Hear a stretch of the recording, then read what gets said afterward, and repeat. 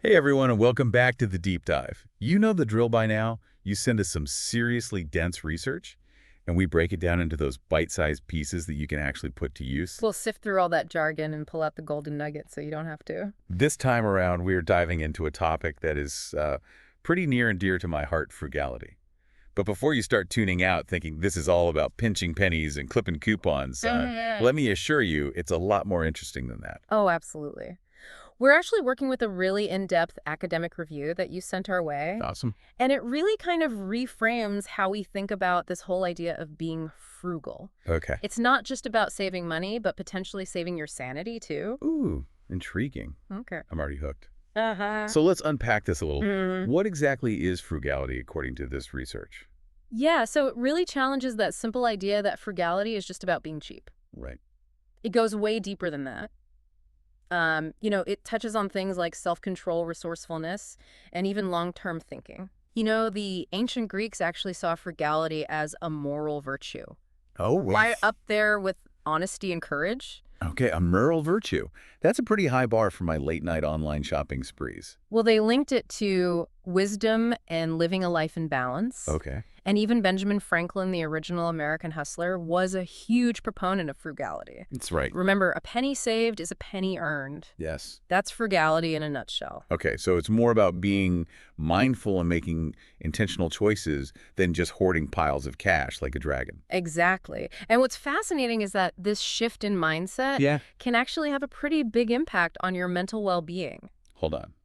Are you saying that being frugal can actually make me happier? Well, think about it for a second. Yeah. Financial stress is a major source of anxiety for a lot of people. Oh, absolutely. So frugality helps you get your finances in order, reduce that debt you might have, and really just feel more in control of your money. Right. Which can lead to less stress and just more overall happiness. So it's not about deprivation, but more like empowerment. Precisely. You're making choices that align with your values and your long-term goals, rather than just giving in to those impulsive buy now urges that just leave you with an empty wallet and a lot of regret later on. That makes total sense. Yeah. So how does this research explain the psychology behind being frugal? Is it something we're born with, or is it a learned behavior? It seems to be a bit of both, actually. The research dives into this concept called dispositional frugality. Okay. Which suggests that some people are just naturally wired to be more frugal than others. Interesting. It's a personality trait, much like being introverted or extroverted. So some of us are just naturally inclined to be more mindful of our resources. Exactly. And this frugality trait can actually be measured using something called the frugality scale. Okay. Which looks at things like saving habits, how you use and repair your possessions, and your general attitude towards spending. It's like a personality test for your wallet. Yeah. I am definitely going to have to take that frugality scale test later. Maybe I'll finally have an excuse for why I can't resist a good thrift store find. Right. But on a more serious note, is there a point where frugality can go too far? Yeah. Like, is there a line between being thrifty and being, well, a bit of a Scrooge? That is a great question. And the research definitely acknowledges that there are potential downsides to excessive frugality. Okay. There's a difference between being careful with your resources and then letting frugality take over your life to the point where it's negatively impacting your well-being or your relationships. Right.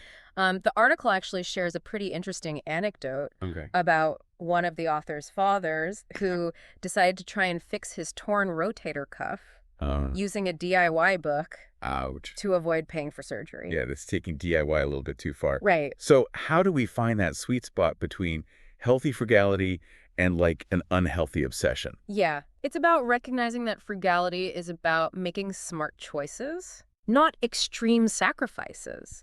It's about weighing those costs and benefits and not being afraid to spend on the things that really matter to you, while also being mindful of where you can save and be more resourceful. So it's more strategic than just being cheap just to be cheap. Exactly. And that actually brings us to another really important distinction that this research highlights. Okay. The difference between frugality, miserliness, and simple living. Okay. This is where it gets a little fuzzy for me. Yeah. Break that down for me. Okay. So think of it this way. Miserliness is all about hoarding wealth and just being averse to spending, Okay. even if it means sacrificing your own comfort or well-being. Gotcha. It's like that classic image of Scrooge McDuck swimming in his vault of gold coins. Definitely not the vibe we're going for. Right. Then you have simple living, Okay. which is often about minimizing your possessions and consumption to live a more intentional and often environmentally conscious life. So it's about living with less, but not necessarily out of financial need? Exactly. And then you have frugality, which kind of sits in between those two extremes. Oh, It's yeah. about being resourceful, making those smart choices, and finding satisfaction in using what you have wisely, whether that's your money, your time, or even your possessions. Okay, so it's not one size fits all. There are different shades of frugality. Yeah. And it's about finding what works for you and your values. Absolutely. And it actually gets even more interesting when you start to look at how this plays out across different generations. Oh, yeah. Because we always hear about millennials killing this or that industry with their spending habits. But how does that line up with this idea of frugality as a virtue? It's a great question, and it's way more nuanced than those headlines would have you believe. Okay.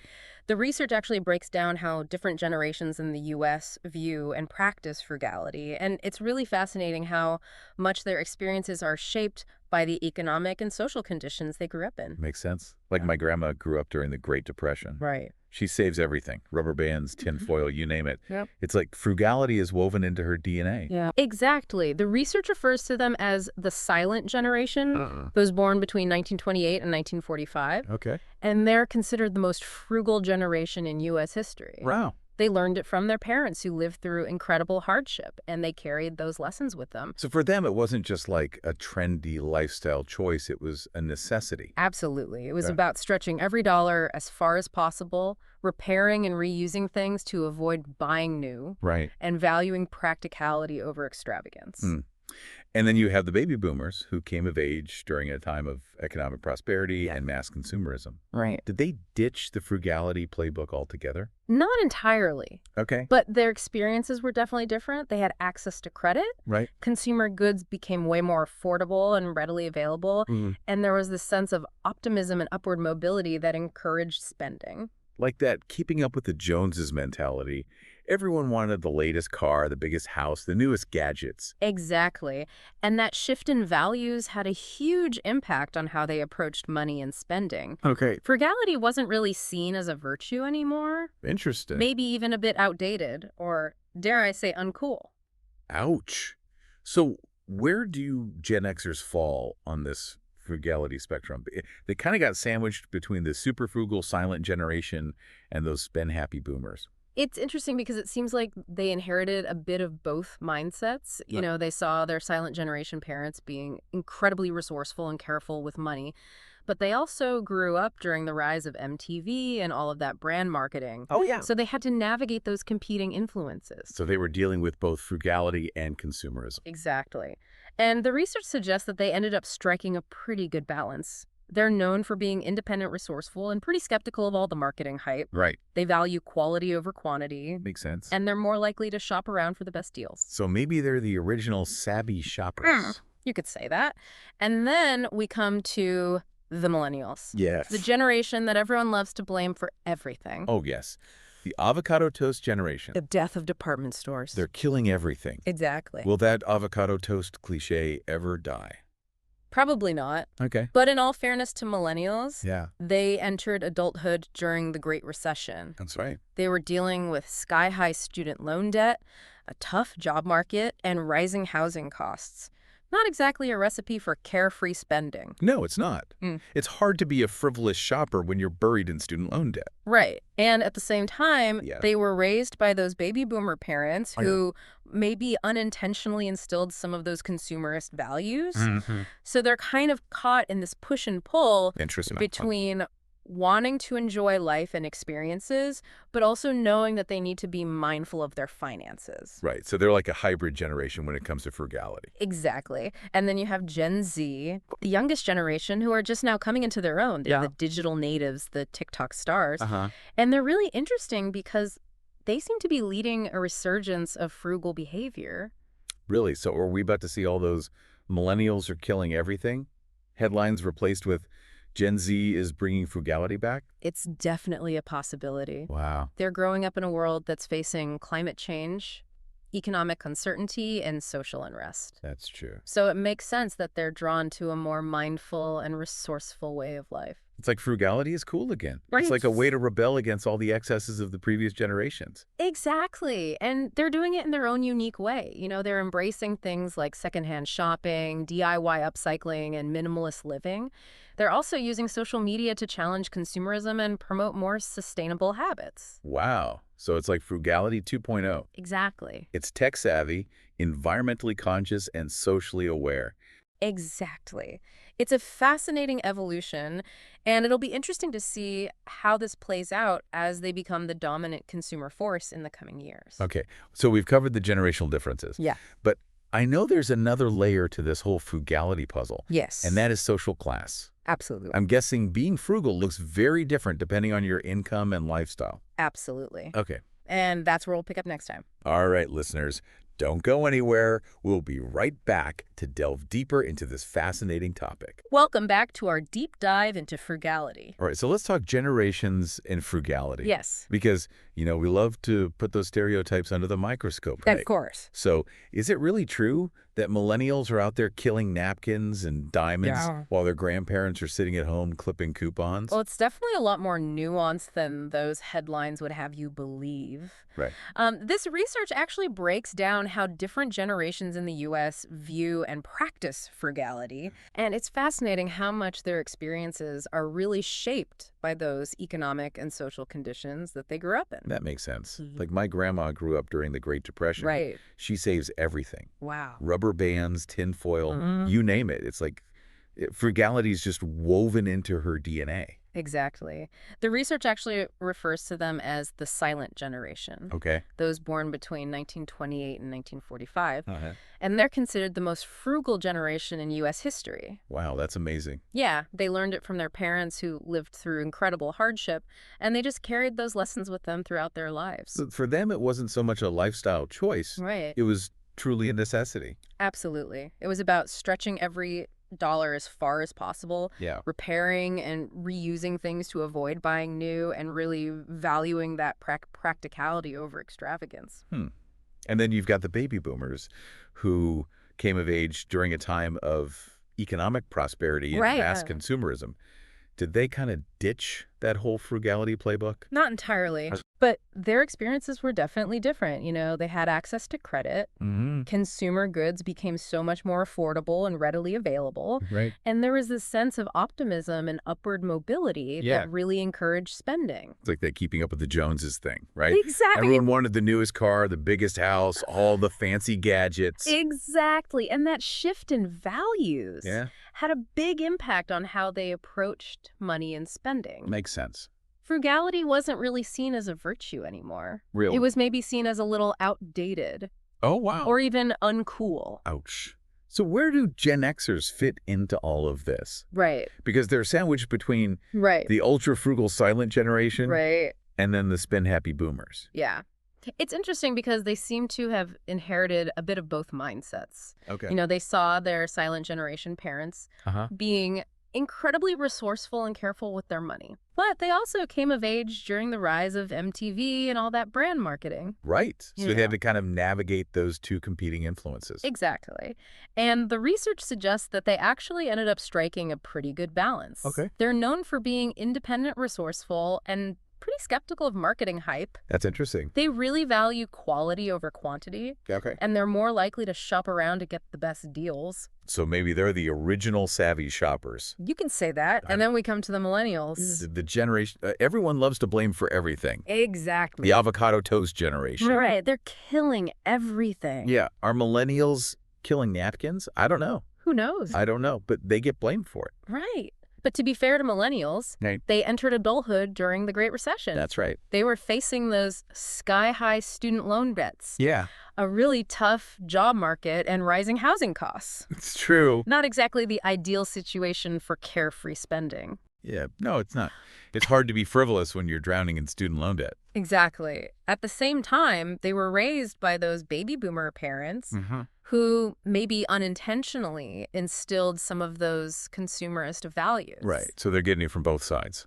Right. So they're kind of caught in this push and pull between wanting to enjoy life and experiences, but also knowing they really need to be mindful of their finances. Makes sense. Yeah. So they're kind of like a hybrid generation when it comes to frugality. Exactly. And then we have Gen Z, Okay, the youngest. the youngest generation. It's coming into their own. Right. They're the digital natives, the TikTok stars. That's right. And they're really fascinating because they seem to be leading this resurgence of frugal behavior. Really? So are we going to see all those headlines about millennials killing everything Right. replaced with Gen Z is bringing frugality back? It's definitely a possibility. Wow. You know, they're growing up in a world facing climate change, economic uncertainty, and social unrest. That's true. So it makes sense that they would be drawn to a more mindful and resourceful way of life. Yeah, it's like frugality is cool again. It's Yeah. like a way to kind of rebel against all the excesses of the previous generations. Exactly. And they're doing it in their own unique way. Right. You know, they're embracing secondhand shopping, Uh-huh. DIY upcycling, and minimalist living. Right. They're even using social media to challenge consumerism and promote those more sustainable habits. So it's like frugality 2.0. Exactly. It's tech savvy, Yeah, it's environmentally conscious, right. and it's socially aware. It's a fascinating evolution. It is. And it's going to be really interesting to see how this plays out as they become the dominant consumer force in the coming years. Okay, so we've covered the generational differences. Yeah. But I know there's another piece to this whole frugality puzzle, Right. and that is social class. Absolutely. I'm guessing that being frugal looks very different Oh, yeah, depending on your income and lifestyle. for sure. And that's what we're going to get into after the break. All right, listeners, stick with us. We'll be back in a flash to delve deeper into this very fascinating topic. We'll be right back. Welcome back to the deep dive. We are in the final chapter of our frugality exploration. Yes. We've talked about the psychology, the generational trends, but now it's time to tackle a big one. How does social class shape our experiences with being frugal? This is where things get really interesting because you can imagine being frugal in a wealthy neighborhood Yeah. looks very different from being frugal when you're struggling to make ends meet. Exactly. Yeah. So let's break it down. How does this research actually define social class, and how does it all relate to frugality? So the research kind of breaks it down into four main categories. Okay. You've got your lower class, working class, middle class, and upper class. Okay, the classics. Right. But it really emphasizes that it's not just about income. Right. It's about wealth education, occupation, and even those intangible things like social networks and cultural capital. So it's really about more than just the number on your paycheck. It's like the resources you have access to, the opportunities that are available to you, and really the advantages or disadvantages you face in society. Exactly.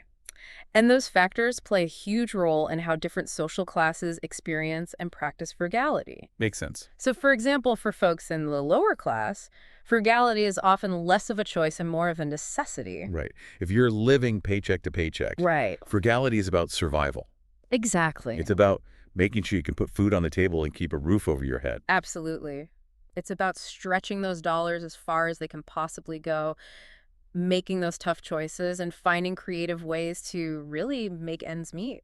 So, using food banks, shopping at discount stores, maybe getting creative with bartering and trading within their community. Exactly. That's a very different kind of frugality than what we might see, say, in the middle class. Oh, absolutely. The working class tends to be more frugal overall compared to both the lower and middle classes. They may have a little bit more financial stability, but they're still very conscious of their spending and prioritize saving. Right. They're used to making that money work hard for them. Exactly. They're more likely to repair things instead of replacing them by used goods and hand things down within the family. Yeah. There's a real sense of pride and resourcefulness Right. in being able to take care of themselves and their loved ones without relying on those expensive or trendy new items. So it's like frugality becomes this form of resilience. Yeah, A way to kind of navigate a system that doesn't always work in your favor. absolutely.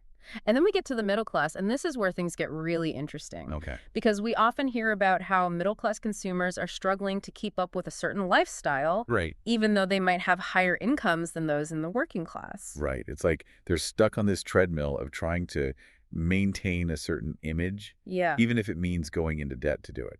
exactly. The research suggests that middle-class consumers are actually the least frugal of all the social classes. Really. Yeah, they feel this pressure to live in a certain neighborhood, drive a certain car, send their kids to certain schools. Oh, yeah. all of which can lead to that overspending and financial instability. It's like they're trying to project this image of success, Right. even if it comes at a cost. Exactly. And that pressure is only amplified by social media and marketing Oh, for sure. that's constantly bombarding them with messages about what they need to buy to be happy, successful, or attractive. It's tough to resist those messages when you're constantly being told that happiness comes in a shopping bag. It really is. But the research also highlights that many upper-class individuals are actually quite frugal. Wait, really? Yeah. I always picture the upper class as being all about extravagant spending and lavish lifestyles. It's a really common misconception. Of course, there are those who fit that stereotype, but a lot of wealthy individuals are incredibly careful with their money.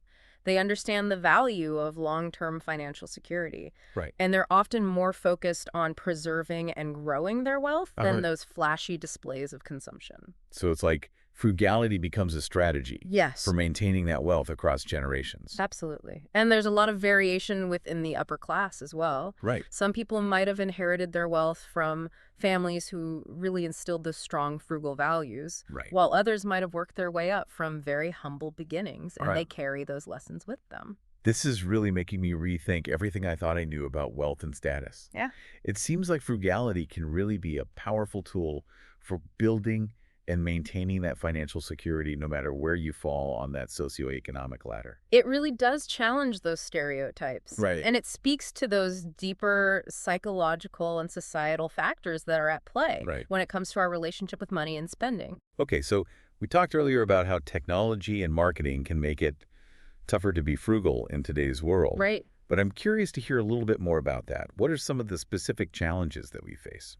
Well, just think about how many products are designed to be disposable these days. Oh, It's cheaper for companies to make things that break down quickly than to invest in durable, repairable goods. And as consumers, we've just become so accustomed to that cycle of buy, use, discard, repeat. It's like we've been conditioned to think that newer is always better, Yeah. even if it means we're sacrificing quality and longevity. Exactly. Right. And then there's that constant bombardment of advertising telling us we need to buy more to be happy, successful, or attractive. Right. And it's really hard to resist those messages, especially when they're so carefully crafted to really tap into our deepest desires and insecurities. It's like they're hacking our brains, Yeah. making us crave things that we don't even need. In a way, they are, Mm. but there are ways to fight back Okay. and reclaim that frugal power. Give me some hope here. What are some practical steps that we can take to resist those spend more temptations? Well, one strategy is to simply be more aware of our spending habits.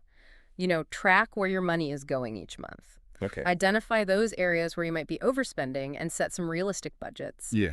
It sounds simple, Yeah. but it's amazing what a difference it can make. I think a lot of us avoid looking at our bank statements too closely Right. because it's scary to see where all the money goes. It can be. Yeah. But facing those numbers head on is really that first step to taking control. I like that. Another important strategy is to make a conscious effort to just buy less stuff. Okay. Before you click that add to cart button, Yeah. ask yourself, do you really need that item? Right. Is it just an impulse?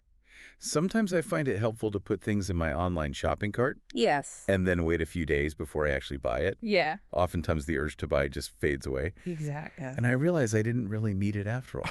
Exactly. That's a great tactic. It allows you to break that cycle of instant gratification and make more intentional choices. Right. And if you do need to buy something, Yeah. try to buy it used whenever possible. Okay. There are some amazing deals to be found on sites like Craigslist Facebook Marketplace Oh, yeah. or even your local thrift stores. Yeah. You can often find really high-quality items for a fraction of the price. It's like a treasure hunt for the bargain hunters. It is. And it's also a great way to reduce your environmental impact. Absolutely. Okay, so we've talked about tracking our spending, buying less, and buying used. What other strategies can we add to our frugal toolkit? Well, think about the resources that you already have. Okay. Could you repair that broken appliance instead of replacing it? Right. Could you borrow that book from the library instead of buying it? Yeah. Could you cook more meals at home instead of eating out all the time? Right. Often we have way more resources than we realize. That's true. But we've just become so accustomed to that convenience and instant gratification that we forget to tap into them. We've kind of lost touch with those skills of resourcefulness and self-reliance Yeah. that previous generations took for granted. Absolutely. And those skills are not only good for your wallet, but they can be incredibly empowering and even fun to learn. Absolutely. Yeah. And let's not forget the power of community. Oh, yeah. Sharing tips and resources with friends, family, or even those online communities can make a huge difference. Yes. It's like a collective frugality movement. I love that. Yeah. And there's so many amazing online resources out there these days. Right. For finding deals, learning DIY skills, and connecting with those other frugal-minded folks. Exactly. Websites like Reddit's, our Frugal subreddit, or the research you need to know on YouTube Yes. are a great place to start. Those are fantastic resources. Yeah, I've heard great things about the research you need to know. Me too. They break down complex topics. Yeah. Like this research that we're talking about today. Right. In a really engaging and accessible way. Yeah. Absolutely perfect if you don't have time to wade through all those academic journals. Exactly. And it's a good reminder that we don't have to go it alone on this frugal journey. There's a whole community out there Yeah. ready to support and inspire us. Absolutely. So what's the big takeaway here? What do we really hope our listeners will take away from this deep dive into frugality? I think the biggest takeaway is that frugality is not about deprivation, it's about empowerment. Okay, I like that. It's about making conscious choices that align with your values and goals. And it's about recognizing that we actually have more control over our spending and consumption than we think. It's about taking back the reins and deciding how you want to live your life, Yes. rather than letting marketers or societal pressures dictate your choices. Exactly. And the beautiful thing is that frugality can benefit everyone. Yeah. Regardless of income or social class. Right. It's a path towards financial freedom, peace of mind, and a more sustainable way of life. I love that. So listeners, if you're feeling inspired to embrace a more frugal lifestyle, remember, it's not about being perfect. Right. It's about progress. Exactly. Start small, experiment with different strategies, Yeah, and don't be afraid to ask for help and support along the way. absolutely. And most importantly, remember that frugality is not a punishment. No. It's a choice The choice. that can lead to a more fulfilling, meaningful, and financially secure life. Well said. And that wraps up our deep dive into frugality. We hope you found this deep dive insightful, inspiring, and maybe even a little bit life-changing. Thanks for joining us. And until next time, keep it frugal and fabulous.